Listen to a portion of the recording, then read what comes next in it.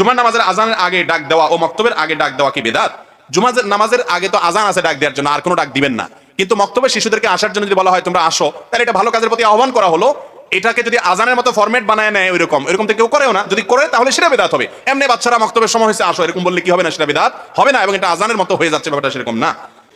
যদি কোনো ব্যক্তি সন্তান না থাকে, সে দত্তক কন্যা সন্তান পালন করলে তবে সেই কন্যা সন্তান ওই ব্যক্তির সম্পত্তির অংশ কতটুকু পাবে? কোনো অংশ পাবে না।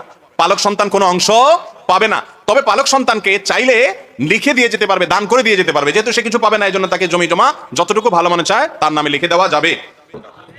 আমার প্রশ্ন, কেবলার দিকে পা দিয়ে শুয়ে থাকলে অথবা কেবলার দিকে থুতু ফেললে কোনো গুনাহ হবে কিনা? ইবনে হিব্বান এবং সম্ভবত মুসনাদ হাকিমের একটি বর্ণনা আছে, নবী সাল্লাল্লাহু আলাইহি ওয়াসাল্লাম বলেছেন, মান তাফালাতু জাহাল কিবলা জা ইয়াউমাল কিয়ামাতি ওয়া তাফালাতুহু মা বাইনা আইনাইহি। যে ব্যক্তি কেবলার দিকে থুতু ফেলে, শ্লেষা ফেলে, কপ এগুলো ফেলে নিক্ষেপ করে কেবলার দিকে, কিয়ামতের ময়দানে সে যখন উঠবে তার কপালে সেগুলো থাকবে, আঠার মতো লেগে থাকবে।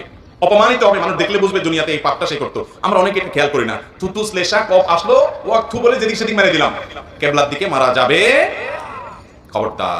ভুলে হয়ে গেছে, মনে হওয়ার সাথে সাথে সাবধান থাকবেন যে পরবর্তীবার যেন না হয়। খুব এরপর প্রশ্ন হলো, আমি একজন হক নষ্ট করেছি, এখন সে অনেক দূরে চলে গেছে, এখন আমি কিভাবে তার হক পূরণ করবো? এমন অবস্থায় আমার কি করণীয় যদি বলতেন?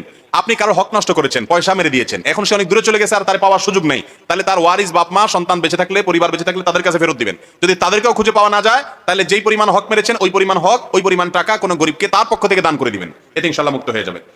একজন